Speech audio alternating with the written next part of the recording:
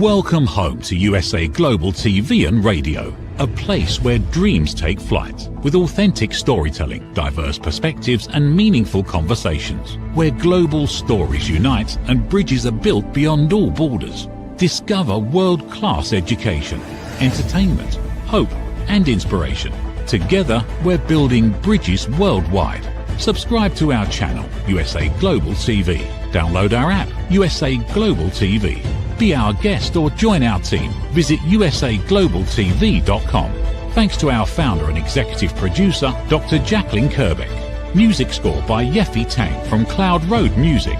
Voiceover artist Mike Porter. Creative direction by Paul Garcia. USA Global TV and Radio. Your home for global connection. All rights reserved. This video and its contents are the exclusive property of USA Global TV and Radio. Unauthorized use, duplication or redistribution in any form is strictly prohibited.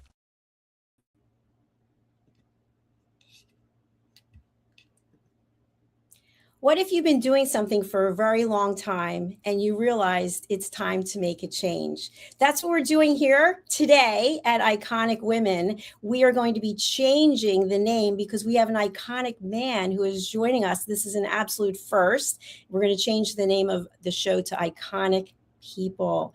My guest today is an author, a researcher, and a professor. And we had the incredible experience of meeting at a conference. And we were both there presenting, speaking, networking, engaging. And now today, this fantastic doctor is here. Let's welcome Dr. Tulasi to our program today. Hello, sir. Nice to have you here. Thank you. Thank you, Dr. Kerbeck, for having me. Yes. So for our audience who's never met you, would you say your full name and where you're joining us from today? Yeah, my full name is right there, Dr. Tulasi Acharya. Currently, I'm in Georgia, Valdosta. So yeah, I'm speaking from there right now. Thank you very much. So I'm often talking to people about the fact that it's so important to put yourself out there, to have visibility. And that can be through writing books. It can be through sharing information through social media. And you and I had the pleasure of meeting at a conference last month. And so I want to just have you share, what was your role at the conference and what conference was it? Yeah, I mean, it was in the at the 9th International Nepali Literary Convention, the conference, where we happened to meet each other. I think it was pretty much a month and a half ago, on the 22nd of May. And we had a panel discussion there on Nepali language and writing in English, and about the Nepali writers writing in English and the situation of Nepali writing in English. We had a discussion and we had a paper presentation, sort of the overview about the Nepali English writing up until now, and that kind of a discussion we had at the conference. Yeah.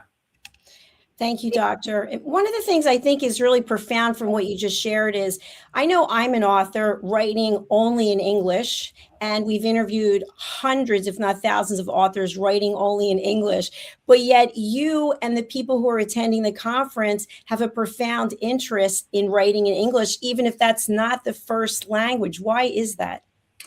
I think the idea is that English is an international language, and pretty much there are many books being translated from different languages into English, and we have the English readers, the audience, growing day by day, and that is the only language. I mean, there are many other languages the books are being translated into, but English is pretty much the common language.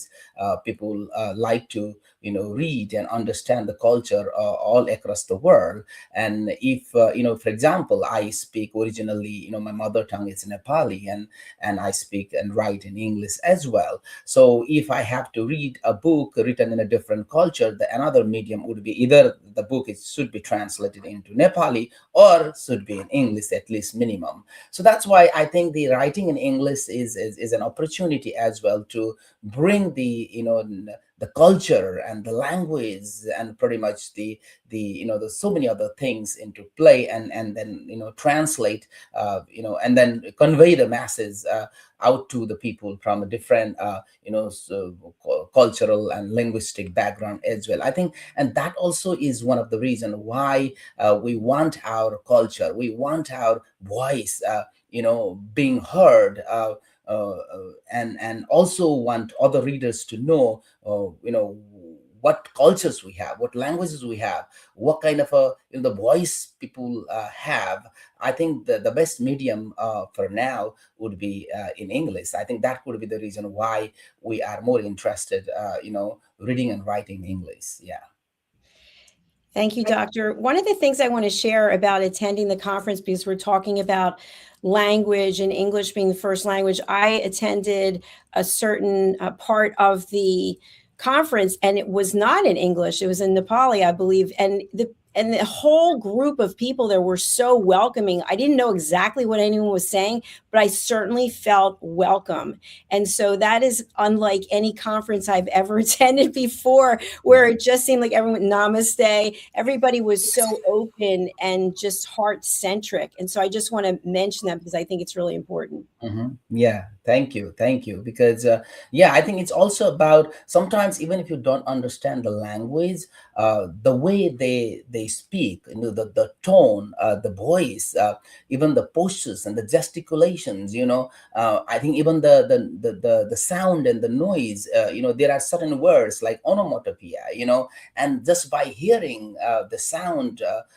Also speaks a lot. It has a rhythm, it has sort of the music, and that appears to be very musical and very very expressive and direct at times, and sometimes it's fun even if you don't understand. Listening to the language other than the language that you grew up speaking reminds you of so many things, or helps you understand so many other implicit and tacit the information that you would not have understood otherwise. So yeah, definitely.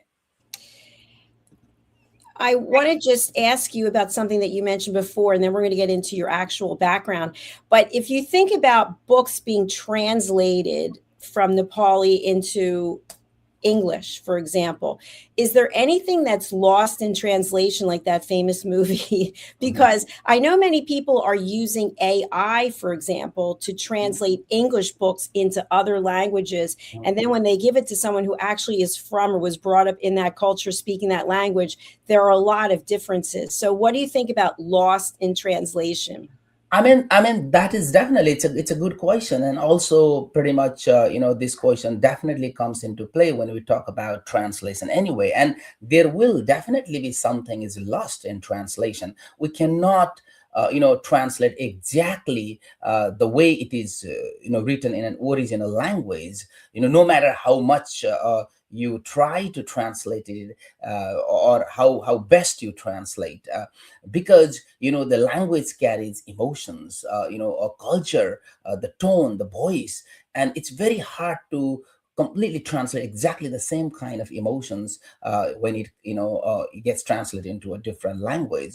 And also sometimes even if you speak in your mother tongue, that is also kind of somehow sort of a translation itself, which takes place in a very unconscious process. The I forgot his name, the author is Steiner, and he talks about in his book, I think it's a something Babel. I think that's the title of the book. I cannot remember quite well right now. He also talks about even if you are a native born English speaking person, and then you speak in English, still there is a kind of unconscious translations going on as it comes out to as you speak. But that is a very in a deeper level. But you're talking about how translating from one language to another language, how possible it is to translate, or what is the lost in translation is like. It definitely, and it's not easy. The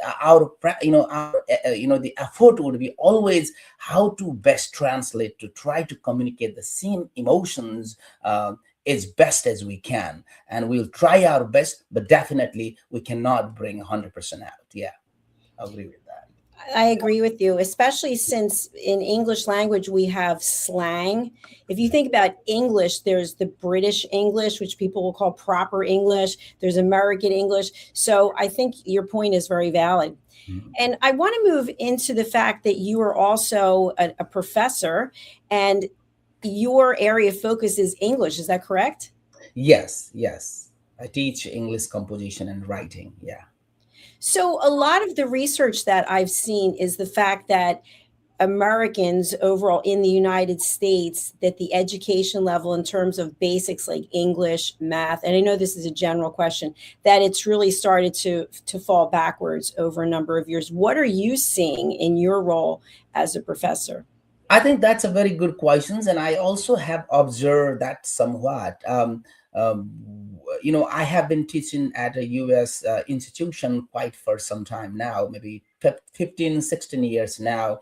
And then, I remember, the students that I taught in my beginning years were very much, the interested and willing to write, and they really came up with, nice ideas and nice paper.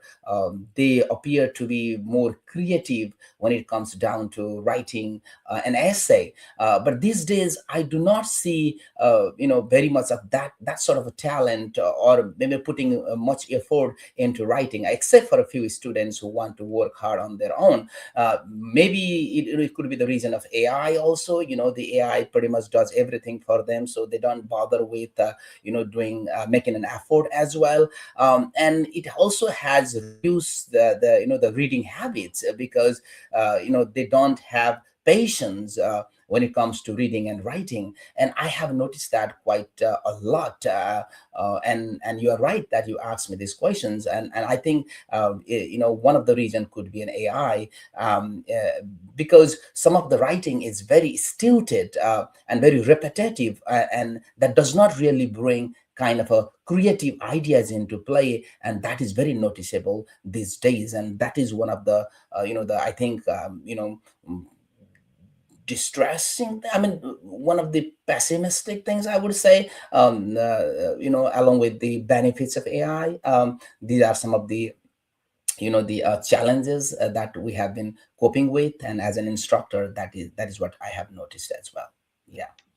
Thank you. I appreciate your candor in reference to that area. When I went for my master's degree, it was actually in person. And years later, I went for my doctorate, which I graduated with in 2011, and it was all online except the residencies. And all these years later, starting last year, I started a program at the Wharton School of Business, which is all online except for once a week. It's a Zoom meeting where you get together with colleagues. So I haven't seen from a technology perspective that much difference between 2012, 2011, I should say, and now. But what are you seeing as someone who's on the other side of it? You mean the how the technology has affected the Yes. people's. So are you finding that it's more valuable in your experience for people to be in an in-classroom setting? Or Mhm. do you think that it can be just as valuable to do something where it's on Zoom and you're on your own, or some combination of the three? I think this is something entirely depends on the individual person. If they are really hardworking and want to grow from there, and want to work hard, I think whether that be in person or online, that really doesn't matter very much. But those who want to who wants to get an excuse, or do not want to put effort, even if whether in person or online, they are really not going to do a good performance in class either.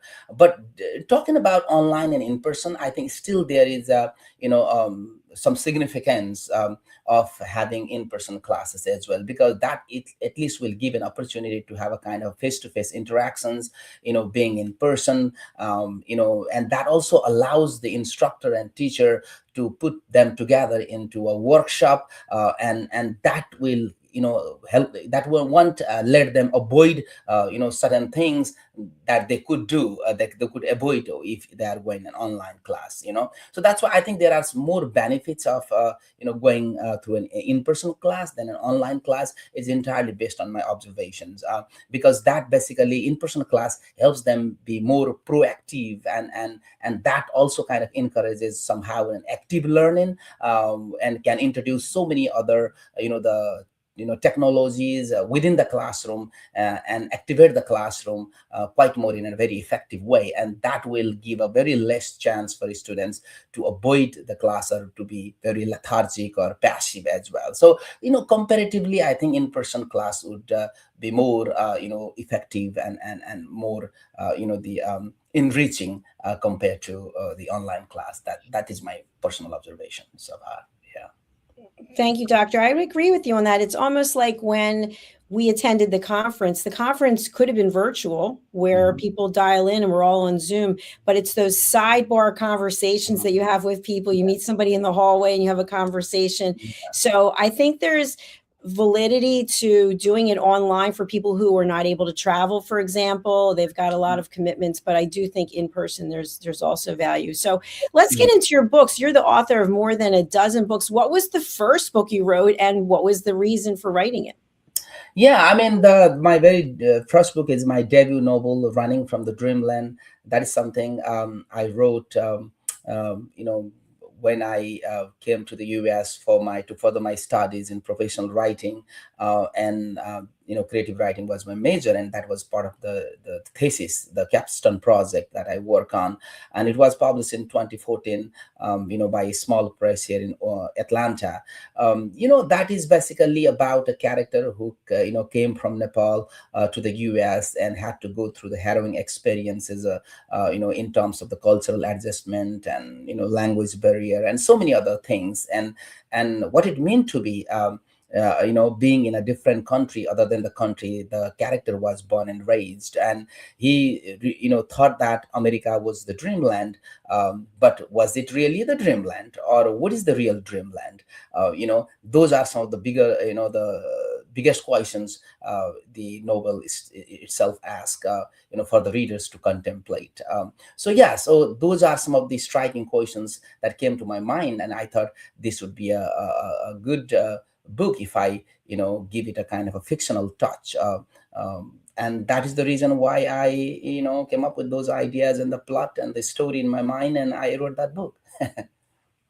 Thank you so much. And for those who are going to be listening to this on a podcast platform later, we actually have your website up with your books. Can you tell our audience what is the website address? I think my website is pretty much all about my the books, what I do, the events that I go to, the book signing events and the readings, pretty much my blogs and the updated news and things like that, but focuses on the kinds of books that I have published so far. And definitely I'm all over the places. Even my genre, focus genre is fiction, but I have published some academic research book as well as part of my being in academia, and also non-fictions, and recently also a poetry has come out in Nepali. That's my debut poetry book in Nepali as well. So I write both in English and Nepali languages, and all of that you see on my website. Yeah. Thank you for that. And we also have another show called The Corner Bookstore, and we'll ask authors, are you writing or have you gotten published because you want to get rich and famous, or because you want the credibility? Everyone has their own reason. How would you describe your reasons for writing? I think my focus, on writing basically has something to do with my own call for doing something good for society. Sometimes writing is a therapeutic experience for myself, but sometimes I also want to make sure that this is something needs to come out. This is something that needs to be heard. And perhaps people will find something in it for their takeaways, or could be for their own motivation, or could be something, this is something is very beneficial for people to know and understand, for this world to be a better place to live in the future. I think there are various reasons behind that, except for, oh, I want to be world and famous. If I tomorrow I continue to write, and then if something that I really my writing comes out to be really very the beneficial out for the world, and it gets attentions and gets heard, then and naturally, without even thinking, something becomes famous. That is entirely different thing. But my first goal is just to get the masses across, to myself have a therapeutic experience, and also let the world know what's going on and why it needs to be heard. I think those are some of the reasons that guide me to write. What really stood out to me was when you just said therapeutic experience, because it sort of is very cathartic to write and get something in paper, and then once you get that first book copy delivered to you and you hold it in your hand, it is, I imagine, because I've never run a marathon, but I imagine it's like crossing the line and like, Yeah, yay, it's amazing. So I hear. how, if all, do you tie that into what you're teaching in terms of English composition? Are there people who are taking the program and then thinking, okay, I want to be able to express myself through the written word?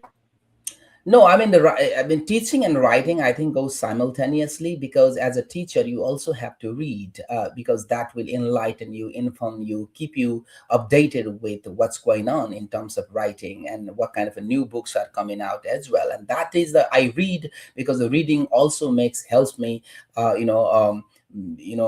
perform me well in the classroom, because I can communicate ideas quite effectively, and I can, ideas are very important, and also bring so many ideas into play when it comes to discussion in the classroom as well. So that's why these ideas are very important when it comes to writing. The more you read, the better writer you can be, if you, because that will give you a lot of reading, will give you a lot of insights, a lot of ideas, a lot of perspectives into play, and that is something you might want to bring in your writing, and that writing will be more enriching and more relatable when it goes to the reader as well. So that's why I think the teaching and writing goes side by side, especially for me. Yeah.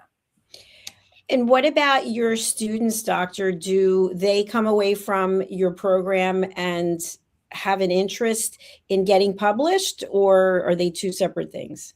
I mean, when they, some of the, I mean, the students know the teacher's bio, right? I mean, they know that I'm an author of, a few books as well. And some of them are interested in my writing, in my books, and would like to say, hey, what kind of writing? Oh, I also want to be a writer. There are very few of them, but mostly what I've noticed is that they do not seem to be very much interested in writing. And reading, perhaps they want to have some sort of a the get a kind of a technical skills and get into the job, like as soon as they want to get into the job and start making money. I think that is more important for many of the students that I have noticed so far. And also the students I teach are mostly coming from a different background, like nursing, the business and this and that, but but they have to take that the English writing and composition class as a core class. So that's why their passion, their goal, and their objectives entirely different from my goal and objective. So that also could be one of the reasons why many of them do not seem to be focused. But especially those the students who come from an English major, I think 90% or more of them seem to be interested in writing. And yeah, some of them reach out to me, say, hey, how to get it published? And I kind of, give them an idea that how difficult and challenging it is. And at the same time, how fun it is when it, comes to the world of publishing. Yeah. Yes, it's absolutely, in my opinion, a very rewarding experience. We also have the link to Amazon where people can purchase your books. So we talked about the first book that you wrote. What is the most recent one? Yeah, the most recent one is just right there. If you see in the background, that Like Water on Leaves of Taro, that is a memoir that came out 6-7 months ago. And this book was was nominated for the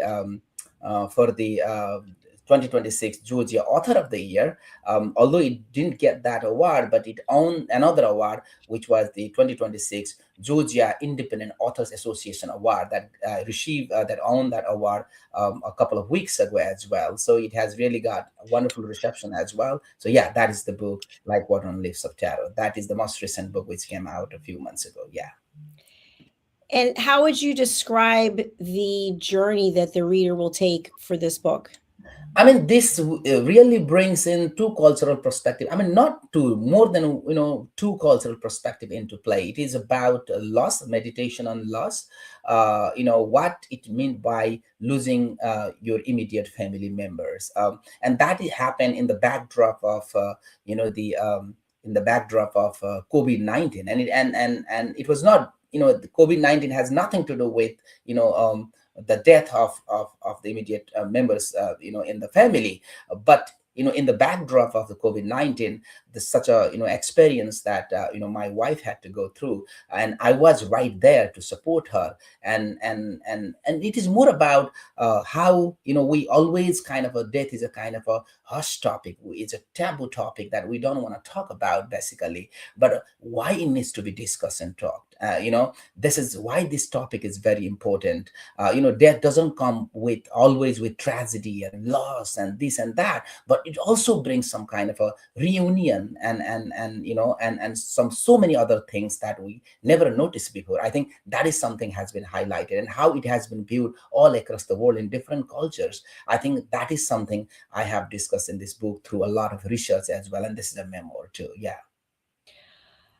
I haven't had an opportunity to read it yet, but I definitely will. Is it in English, I should ask? Because It the cover is. is English. Yes, Yes. it is in Okay, English. fantastic. Definitely. Yeah. And do you plan on doing any audio version of this? My publisher is planning to do that.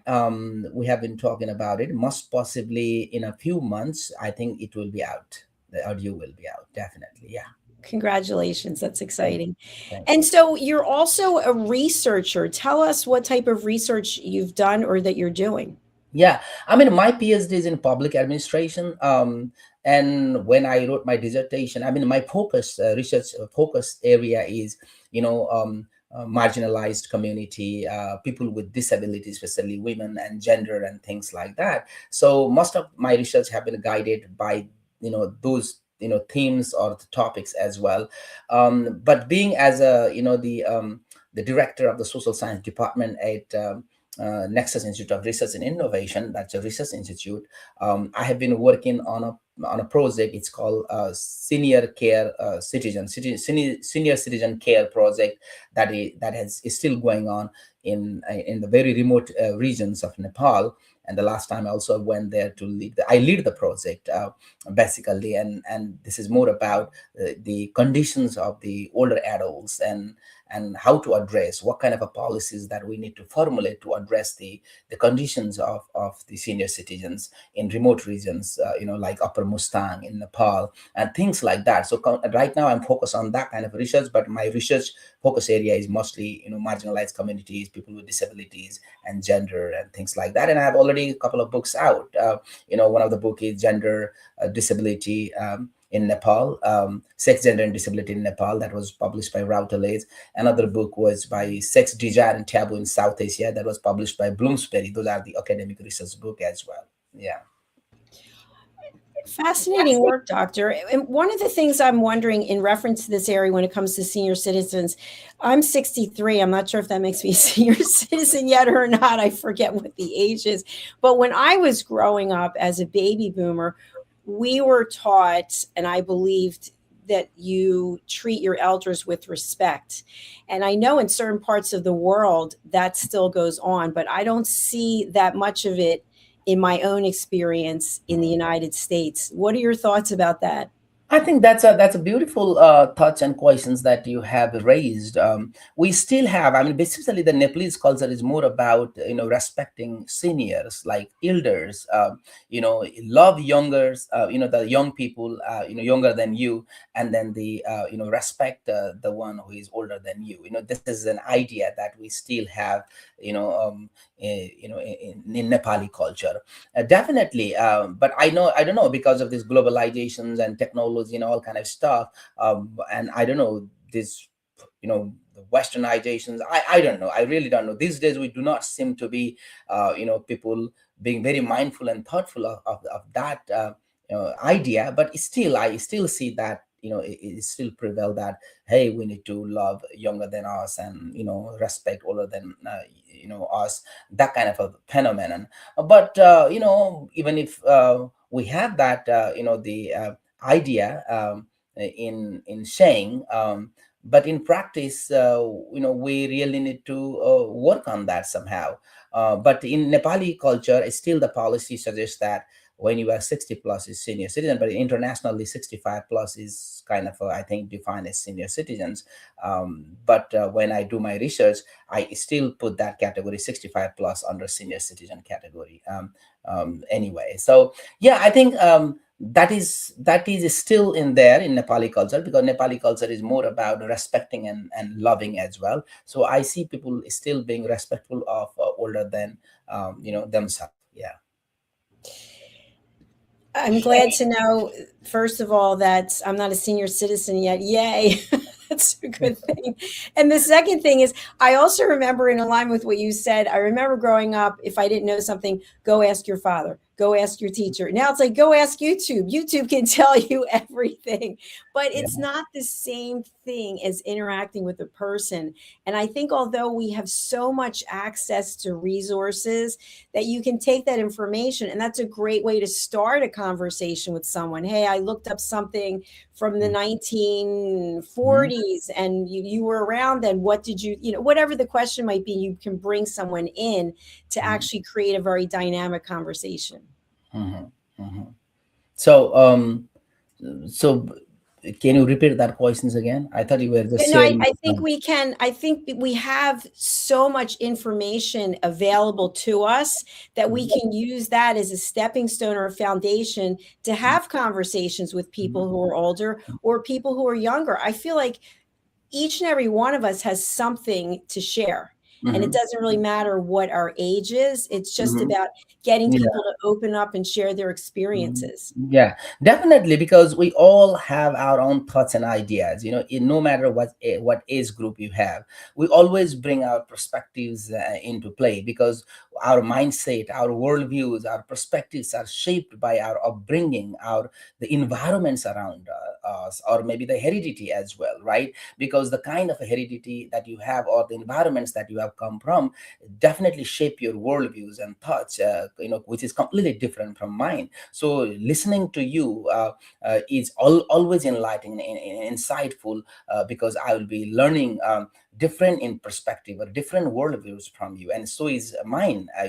So that's why it is always good to equally respect each and every individual, no matter what age group you come from, because disrespecting the younger, and then kind of or maybe kind of looking down upon the younger than you, hey, he's just so younger than me, what else he might have for me to understand or know from him. I mean, that kind of a thing will definitely put you inside the box. If you really want to see things outside the box, you really need to respect and listen to each and every individual, no matter what age group they come from. It has, you can get definitely those information from different sources online and this and that, but at the same time, each individual has their own psyche, own voice, that is very much important for us to listen to. Yeah.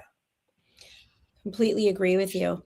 And doctor, you seem to have a lot going on at the same time, between being a professor, a researcher, and also an author. It sounds like you're also a mentor. How do you manage your time? How do you prioritize what you're doing?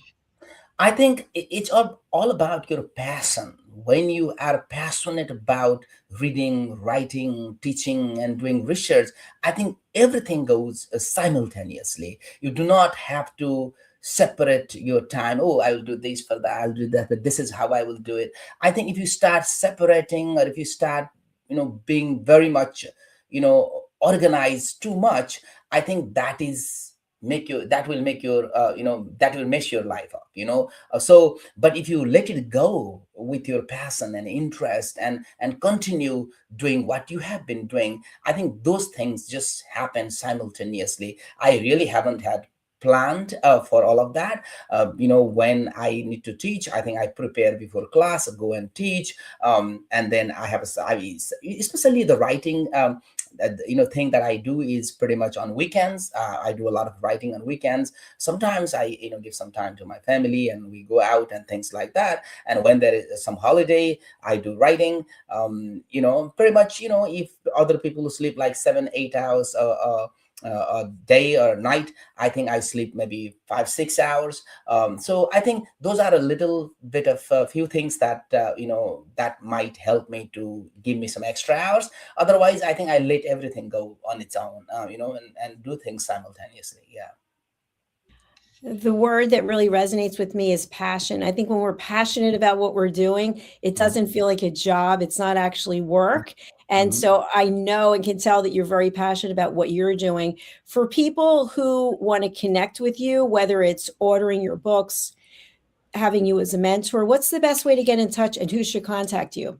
Yeah, I think pretty much, all my contact information is on my website. I'm available through, any social media. I'm on Facebook. I'm on, even TikTok. You see, I have two Twitter account. I mean, they call it X, I guess, these days. So yeah, and I have my email address also is right there. So either way, you can reach out to me, and that is the way we can get in touch. Yeah, yeah, that's We the way. are showing your website right now again, but for people who are listening and they can't read the banner, can you just share, can you speak verbally as to the best way to contact you? Yes, definitely. So you can reach out to me through my email address, which is my first name Tulasi, Tulasi, dot, and my last name Acharya, one, the digit one, at gmail.com, or my website www.tulasiacharya com. So yeah, so those are my the contact info. Yeah. Thank you very much, Doctor. As we close out, what's a final message that you'd like to leave with our audience who might be watching live, or maybe they're watching a year from now? I think always keep doing what you have been doing, especially the things that is that you are very passionate about. And then always get motivated. When you wake up in the morning, perhaps just do a little bit of a yoga and some kind of a breathing exercise, inhale, exhale, walk a little bit, do a little bit of a morning walk, an evening walk, a little bit of a jogging. And then if you are interested in writing, write a page or two every day, read a few pages every day. Always keep motivated. And if you are not a writer, just keep motivated all the time, think positively all the time, be optimistic about life, and just continue doing what you have been doing, but do something that you are passionate about, and that is something that keeps you happy. So yeah, thank you. I appreciate all of that and agree with you. And I just want to share as we close out, you never know where an invitation may take you. So if people invite you to do something and you're concerned because you don't want to be visible, you don't want to be in the public domain, you don't know what you're missing. And you may sit back one day and say, you know what, if only I had, and fill in the blank. So I'm so glad that you and I were both attending that conference. And I'm so grateful to Sangeeta for introducing me. And that's, I ended up at the conference through someone I met, through someone else in London. So you just never know where things are going to take us. Exactly. So thank you for sharing today, and we will welcome you back on another program. Thank you very much, Dr. Jacalyn. Thank you for this opportunity, and this is a beautiful, opportunity to have a conversation with each other. And also, because of Sangita, you managed to travel all the way to, Colorado, and that is the place where we met. And it was wonderful to see you here on this online platform. You never know; sometimes we might run into another, event again. So, all right, thank you very much. I hope so. Bye for now. Okay, bye bye. As I mentioned, we are going to be changing the name of the show. And just like I said earlier, you just don't know where things are going to lead. So this show is Iconic Women. We just had the good doctor here. We decided to change the title. So be open. I think be flexible to evolving instead of being stagnant. I always do it this way. I always do it this way. I've heard this from people. And today I'm doing life completely differently than I was doing it before the pandemic. So I was in corporate selling meetings at events, and now I have 2 businesses of my own and really enjoy my life so much more than I did. I'm very grateful for the past and very grateful for the present. So again, thank you for being here. If you haven't done so yet, we would love to have you join us on our YouTube channels. We actually have 2.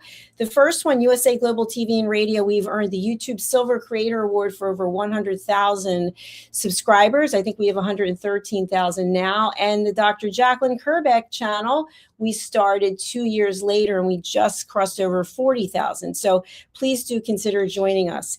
And as we close out, we're going to be running a sponsorship from one of my dear friends and colleagues who's written a book. It's called Aging Sucks and the Guesswork, There is Hope. So let's hear from Red O'Loughlin and about his new book, and we'll be back with our next show. Thank you. What if many of the problems we associate with aging are not random? What if there are identifiable causes behind declining energy, chronic disease, and memory problems?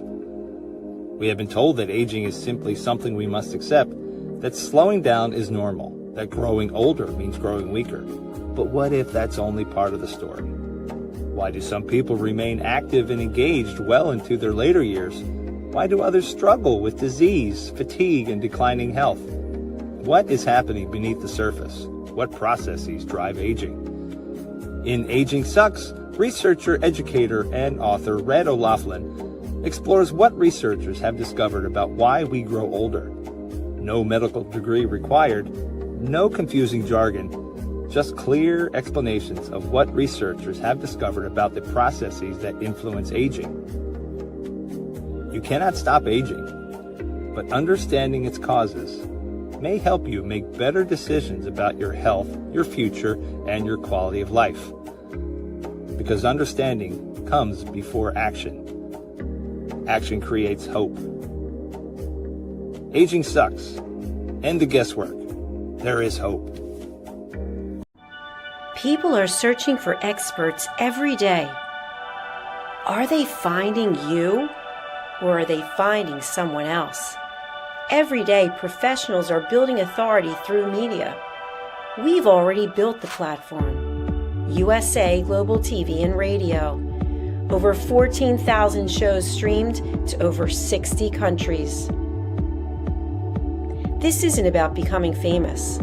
It's about leverage, visibility, credibility, opportunity.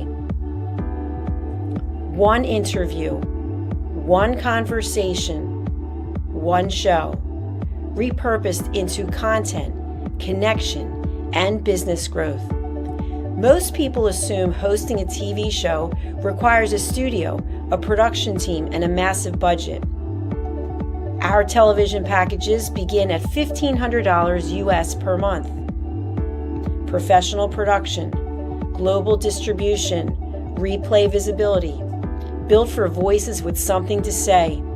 I'm Dr. Jacalyn Kerbeck, and if this resonates with you, we should talk. USA Global TV and Radio, all rights reserved. Contact us at info@usaglobaltv.com. Thank you, viewers and listeners of USA Global TV and Radio, for joining us today. We're honoured to have your time and attention as part of our global community. At USA Global TV and Radio, we believe in the power of authentic conversations, meaningful connections, and creating a world of possibilities together. Want to be part of something bigger? Join our team of elevated listeners at usaglobaltv.com, a space where your voice matters and your ability to listen transforms relationships. Stay connected with us across all our platforms for thought-provoking discussions, expert insights, and empowering stories.